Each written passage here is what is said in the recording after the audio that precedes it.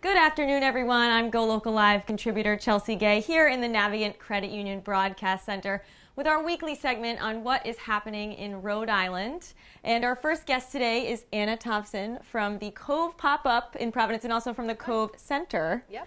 So thank you so much for joining us, Anna. Thanks for having me. We're here to talk a little bit about last-minute gifting for those people who may have some shopping still left to do. I know you're definitely out there, but also last-minute gifting with a purpose. So we want to hear a little bit more about the store. Yeah, and I think everybody will be very interested to hear about the background. So before we get into kind of the products and how the pop-up came to be, let's talk a little bit about the Cove Center itself and kind of your position there. So I am essentially the art teacher. I'm the studio arts coordinator at the Cove Center, which is a day program for adults with developmental disabilities. We also have a residential program. We're part of the Groden Network over on Manton Avenue here in Providence. So the Cove Center itself is a day center for disabled individuals to go and to practice art. And are there other classes? Is it educational? Give us an idea of kind of what. Yeah, absolutely. We've got all kinds of community-based things going on. People are going out for jobs. Okay.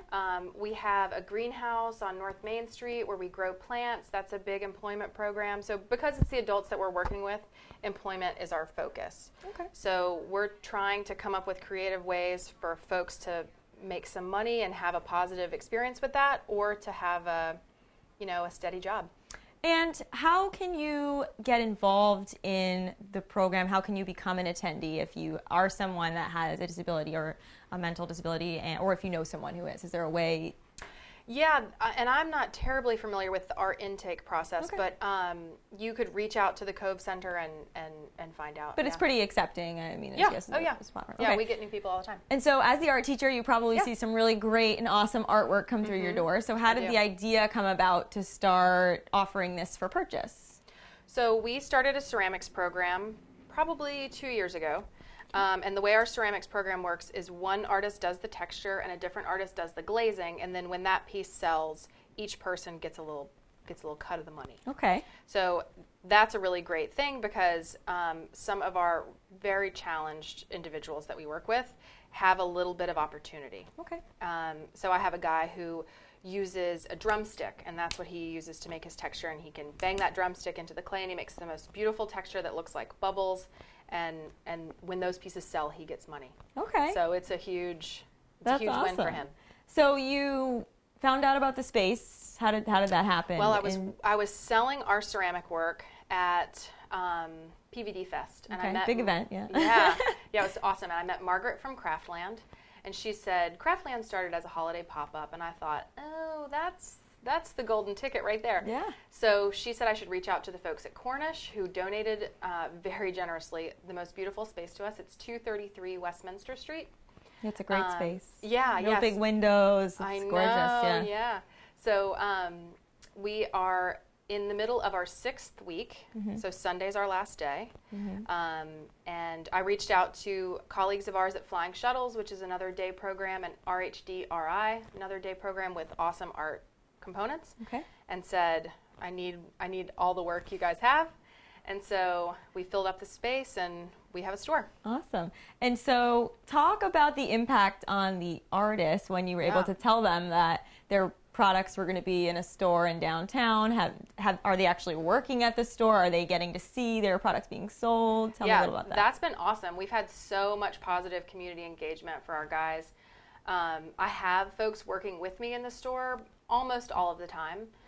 So that's great because we get to practice being a greeter or saying happy holidays, and they get to nudge folks into buying their products, which is great. Yeah. That's great. And so you brought us a lot of really awesome stuff. Yeah, Let's talk through what we have here, and if you can give me a little bit of background on the artists who made each piece, if you know it, that would be really great too. Yeah, I know a little bit, especially about my guys. So I would love to tell you about this awesome bowl. So one of my guys, Jerry, is a very talented artist, and he loves gas stations. So he will draw very perfectly gas pumps into all of his bowls. So for a car enthusiast, that would be a very... Or, somebody who needs a bowl with gas stations in it. Exactly. Exactly. Yeah. LA Lights even has the there's gas a sign in there. That's amazing. Yep, and he'll talk about the different styles of gas pumps, an old one, a new one, on and on. These look like vintage. Yeah. They're not like your average Cumberland Farms pump with the TV. Mm-hmm. They're the old ones. Totally. And now, so he's the designer, and then you said someone else actually glazes the piece. So yeah, so the gentleman that you met this afternoon is my best glazer. Okay. And he glazed this bowl. Yep. And yeah. So he's in the store working. I did meet him, and he was delightful. Had the whole spiel down. So you've got some good employees over there. A warm welcome. So tell me about these wooden cutting boards, the edge ends, because these are beautiful. This is awesome. So this is really the fourth presence in the store. So it's the Cove Center, Flying Shuttles, RHDRI, and then there's a company called Edge and End, which is an offshoot of Lormer Workshops, which is a beautiful local Rhode Island table company, and they make just those are in the store too, by the way. If you beautiful tables. If you've got a pretty penny to spend. Yeah. But they're gorgeous. I mean, I was just telling them. I was like, oh. If anybody needs a table, come see me. Yes. So they use the scraps from the table company, the edges and the ends. Okay. And edge and end. Yeah, exactly. And shape the boards. And our guys, they've hired our guys to do sanding and finishing.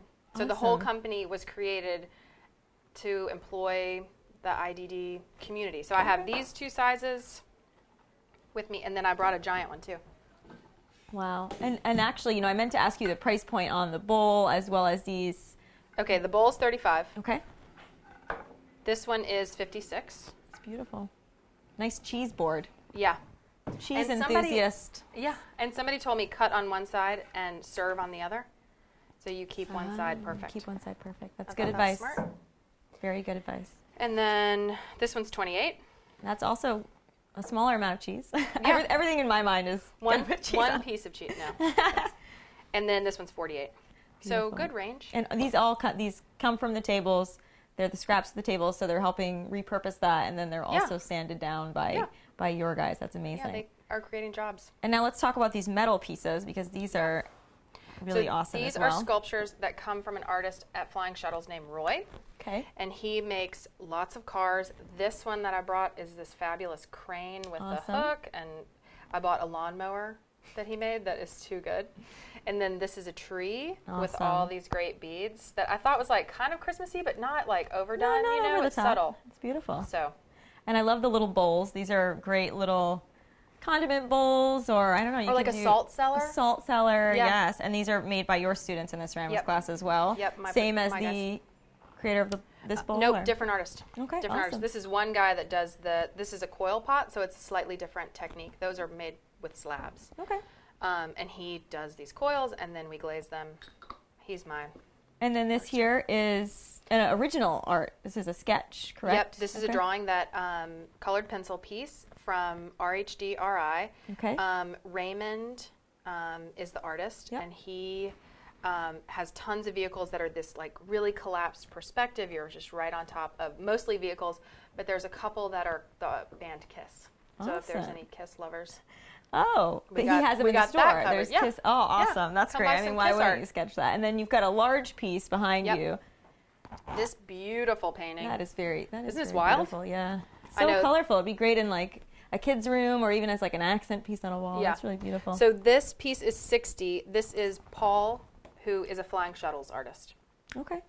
Great. Yeah. And these are also, these cards are from Flying Shuttles as well. They are. So if you're looking to give out Christmas cards with your gifts, these are really awesome little snowmen. And then that is beautiful. That's the little house, a little winter Christmas house. So you're kind of winding down in the 6 weeks. Talk to me about the success. Were you surprised? I mean, how's everything been going? We've had a blast. It's been awesome. Our block that we're on Westminster Street is so sweet. We have the best neighbors. Someone brought you a mimosa, you said that. Yeah, someone brought me a mimosa. Encouraging day drinking. That's good. Yeah, it was great. It was great. And yeah, we have, we couldn't have had a better time. And so you've been able to kind of give this back to the artists at the Cove Center, and has this has gone on to positively benefit their lives? I mean, has it been a noticeable big time benefit to you? Yep, everybody's going to get a paycheck, which is, everybody loves a paycheck. So Yeah. And so you guys are done on Sunday. So Yep, any last day. last-minute gifters, you have to get in before Sunday, 10 to 6? 10 to 6. Okay, and then what's next for you after Sunday? What's the plan? Because this was so successful. I know. We're going to do something, but I don't know what it is yet. Okay. Yeah, we are going to kind of go back and recalibrate, and I really hope that we can do this again next year because it has been fabulous. But lightning's kind of struck, you know, it's like we got this perfect space and we were able to pull in perfect partners and, you know, everything just kind of worked out great. And so I hope that we can make that happen again in this way or in some other way.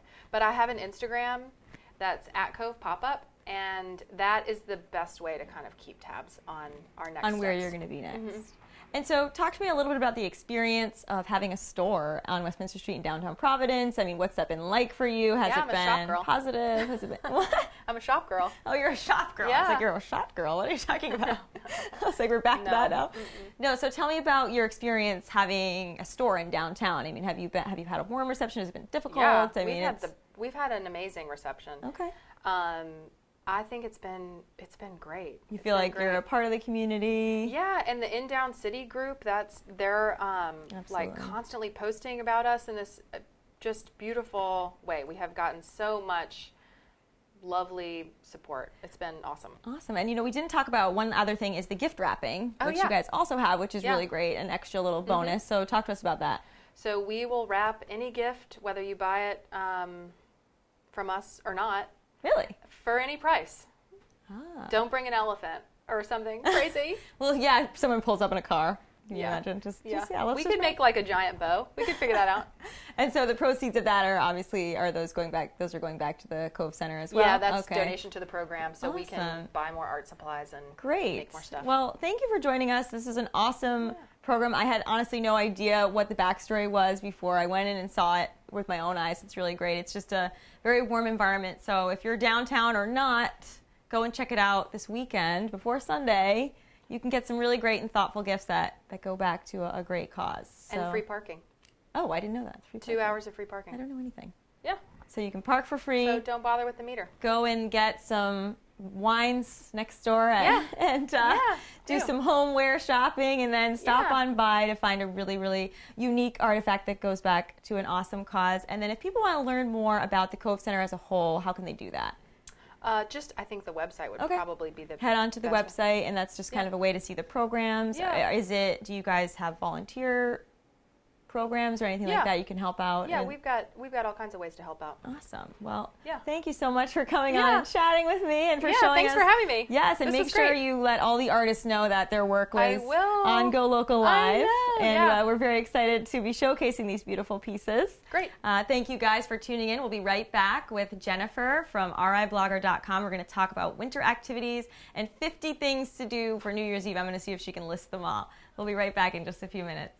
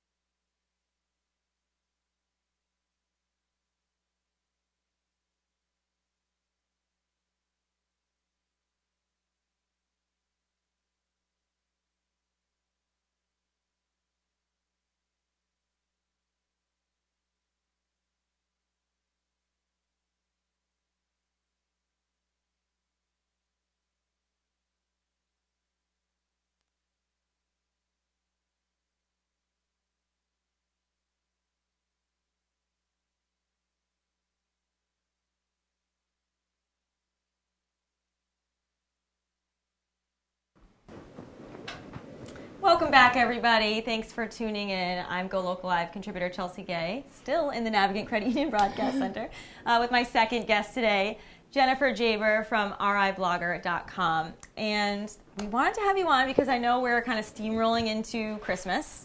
Yes. And then we've got all this exciting Christmas, New Year's stuff going on. But then after that, you know, Rhode Island winter can be a little bleak. So you kind of specialize in letting us know what our activities are and our options are for the winter. So we wanted to tell our guests a little bit about what to do so they don't get depressed in February when it's 12 degrees and there hasn't been sun for a week. So not that that'll happen, but it does. It tends to. Yeah.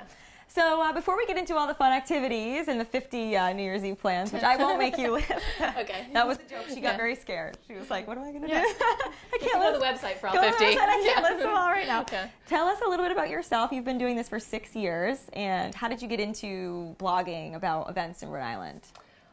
Really, I have a lot of friends who are local artists, local farmers, and just community members. And I always found that it was very hard to just find all the information you want to find in one location. And also, if you're an artist, your thoughts aren't always about marketing yourself and putting yourself out there. So I kind of wanted to build something that brought the community together and helped list events and all in one place. Yeah, so that it's true. It ends up being your product first and then your business second a lot of times in the art space because you're just thinking about the next thing you're going to create and not how to actually get it out there to people. And if you're out there working on the local farms, you're not thinking about, I've got to go on my social media and update my page and take pictures of the beautiful strawberries. What farmers markets are coming up and things like that. And you have a daughter, right? Do you have any other children? Nope, just one daughter. So it's helpful, too, for families to go on the site to be able to check out what there is for their kids because that's there's a lack of that in a lot of ways, organized information. So it's nice to have your site to go to say, okay, my kids are like running around like crazy. Right. How do I get out of the house and where can I take them? So that must be an inspiration point. Yes, it is. I'm always looking at myself and I'm like, I got to tell people about this. So talk to me a little bit about how you've grown over the past 6 years. When you started out, what were you kind of doing as to now? What are you doing? When it started out, it was primarily a blog, less of an events calendar. Okay. So then we opened up an events calendar page that, local community members or hospitality industry, you can plug in your events there. So that page has really taken off because there's tons and tons of events there now. So it's event centered as well as blog centered. Highlighting local artists, local people in the fitness industry, just trying to find local leaders just to give them some spotlight. So if you are someone that has an event coming up, you can actually go on riblogger.com and submit your event. Yes. Oh, yeah, she wants to move closer. Come on, closer to me. I don't bite. So you can go on, if you've got an event, say you were showing up at an art festival or you're a restaurant that's got an event, you actually go on and submit your event. That's pretty cool. Yep, you can go. It's like the top right corner, I think. Click submit your event, and then upon approval, it'll be live. And you're still blogging, however. You're still writing your articles. Is it just you, or have you got anybody else contributing now? I have a couple contributors that will, for different topics that will contribute, but it's primarily me. Primarily you doing all the work. So without further ado, let's get into New Year's Eve because that is our next after Christmas big thing. I know. If there's anything sometimes there's Christmas Eve. So if you know anything on Christmas Eve, you can let us know. But New Year's Eve, I think, is the next. People are always looking for something to do, and people wait till like the very last minute. Very last minute, and that's the problem with like doing events and blogging is my mind is now like spring almost because I feel like I've been talking about New Year's for so long, but it hasn't come yet. Still deciding what to do. So give us like your top 5, 10 events. So what I noticed is this year that there's like some era-themed type things. So there's a few Roaring 20s events going on. I think Gracie's is hosting Roaring 20s. The Ballroom at Providence G, which is right over there, so I'm pointing with her, as well as 41 North in Newport. So if you want to get a flapper dress and go that route. So both ends of the state. Yeah, some live jazz music. Also, Malted Barley is doing a 70s disco theme. So that sounds like a fun time. Interesting. And Ocean House in Watch Hill is doing an Austin Powers themed. Austin New Powers Year's themed. So if you want to do that. There's also some black and white masquerade type balls. Bar Louie in Providence is doing one, as well as in East Greenwich, the Safe House and the Trap, which if you haven't been there yet, they're also really delicious. Just went recently there. So you had the food at the Trap. Yes. Okay. They do, actually, I ate at the Safe House, but they're at the same location. Upstairs is the Trap, downstairs is the Safe House. And downstairs, they're both having a black and gold masquerade party, and then one place has, I think upstairs is live music. No, vice versa. Upstairs is DJ, live music, downstairs. So, and then there's always just the typical, most restaurants put out a prefix menu too, so you always want to make those reservations in advance because they typically fill up and they're usually... Anything like memorable that you'd recommend in the world of restaurants on New Year's? I mean, ambiance-wise, is there anything that you... Well, I'm really interested to go to the rooftop for New Year's Eve, and Sarto's also has a great prefix menu that's already out there. I haven't found a lot of menus already out there. Really trying to keep it a secret? Yeah, I guess. Yeah. There's, we have a few on the website. But as far as I feel like the rooftop in Providence on New Year's Eve is like that is very cool. Yeah. I mean, you're up high. Another one that I saw that actually is funny. I was going to mention to you earlier. Did you see that Troop is doing a pajama? Pajama jam or something? Yes. So if you want to go the opposite route of a glam 1920s, you can go to the Troop and be in your pajamas. Which could also be perfect for a mom too, because then you can just like kind of rock your mom look. Exactly. Go out in your you can PJs. Put the kids to bed and then just head right out in your pajamas. Yeah, just go like this. And speaking of kids, is there anything in the area for families for New Year's? I know we used to have first night, which was like huge. I don't know whatever happened to that. I know. Someone tell me because I don't know. Comment if you know what happened to first night. Right. Well, Dave & Buster's, which my daughter is like so into games. That, I mean, I try to keep it to a minimum, but I took her there once, and now she's like, when can we go again? So they're having a family package. I think it's 4:30 to 7:30, and there's like a variety of packages. They all come with a game card and the appetizer buffet. Okay. Lang's Bolorama is also doing a family day. I think 12 to 6. It's all family oriented, and then I think in the evening it switches over to I don't know if it's no kids, but it doesn't mention kids. So I think that's kind of the way of like reading in between the lines, like come at 12 to 6. Your kids aren't really wanting to stay up till midnight anyway. No. It gets I always said they should do like a pretend ball drop at like 6 p.m. Why not? Yes, and that way moms and dads could also go to bed at that time too if they want to. Yeah. Dave & Buster's should just put it on the TV. Don't put last year's. Just don't put the year. I know. I was thinking that, or even if they just had a parent-oriented like night out, because nobody, like when you're a mom or dad, you usually don't want to make it till midnight anymore. Nope. Yeah, exactly. Yeah. New Year's ending at 10. Yeah. Have the ball drop the new midnight. Yeah. There you go. That's perfect. And so we kind of covered New Year's, which is awesome.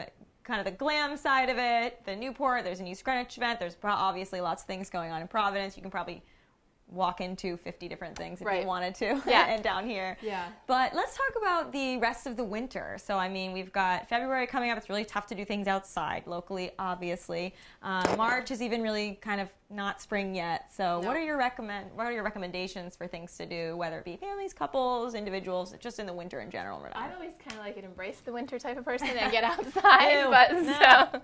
So I would suggest, if a winter sport. So ice skating is a good one. I mean, there's the Providence, the Alex and Ani Center, obviously, and then the bumper cars there. Have you done those yet? I haven't. Have you done them? Yes. They're good? Yes. Okay. Oh, yeah, it's really fun. I was waiting for like an endorsement of how good they were. Yeah, no, it's fun. And it's just like an experience, I have to say.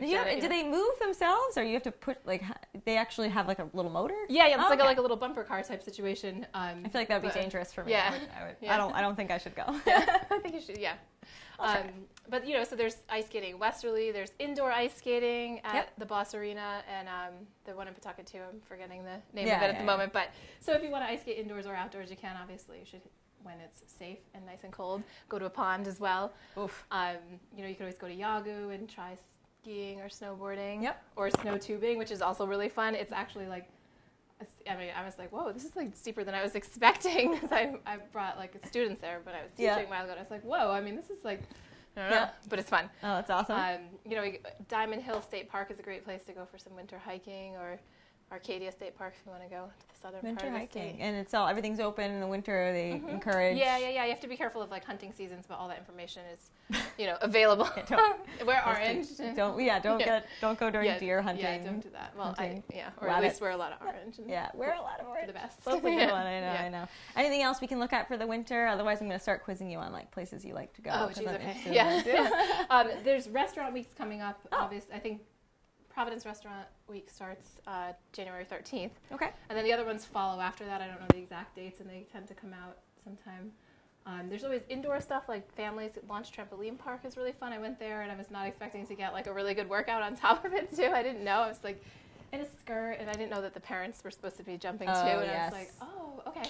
But it's a great place. The kids love it. A lot. You Marilyn Monroe'd a lot of people. I ran to my car and found leggings. So I was like, okay, I can do this. So indoor stuff. I'm trying to think of other indoor places that we tend to frequent. Obviously, the Providence Children's Museum is That's a good always one for great. families. I know. I feel like people forget about that too. Yeah, roller skating at United States of America. Yeah. Yes, I think my mom actually like fractured her shoulder there one time, so I'm not allowed to go back. Oh, because we're boycotting it for life. Yeah. So tell me a little bit about, what are some of your favorite spots? A, in the city, and B, kind of South County area. Like I know you said you're a beach girl, so do you have like some favorite little secret spots you like to go, and whether it be eat or hang out or things like that? Yeah, well, I mean, I'm always a fan of, I like Trustin Pond, which is a nice hiking place right by the beach, and you can walk through, and then Nice. eventually you end up out, overlooking the ocean.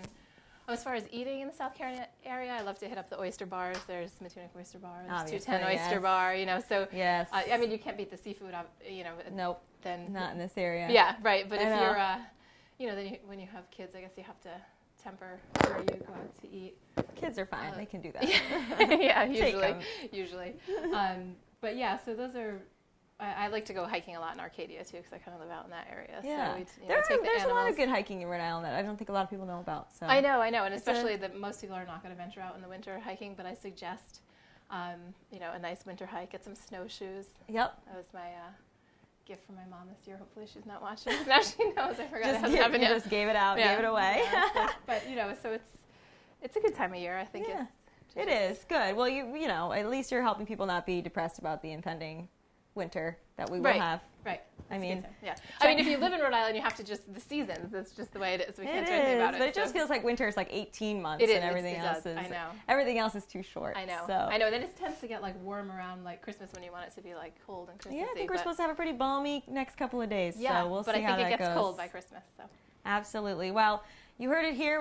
I think we went through 10 New Year's. There's 40 more on the website. I don't even know how that's possible, but I'm assuming, there's everything from soup to nuts. So if you check out riblogger.com, you can see everything that's happening for New Year's Eve, as well as pretty much a daily schedule of what every restaurant is doing and where everybody's going. So if you have an event, go on there to post it. So Jennifer, thank you so much for joining us to give us a sneak peek into New Year's Eve plans. Hopefully it kind of made some people a little more decisive about what they're doing. Yes. So I will be getting married on New Year's Eve. Oh, okay. So you definitely have a plan. That's my thing I'm doing. You can't come to that. Congratulations. Actually, I don't know. Maybe you can. I won't say where it is, but, I'm sure some people will find it. It's right in downtown. So we'll see. We'll have some stragglers coming. Thank you guys for tuning in. Merry Christmas. I hope everyone has an amazing Christmas. We'll be back on the 27th next week with another exciting lineup of guests. I hope everybody stays warm, and I hope everybody stays dry. I think we're supposed to get rain, so let's hope that everybody has an amazing Christmas. We'll see you next week. In the meantime, check out GoLocalProv.com for all your news updates. I'm Chelsea Gay. I will see you next Thursday.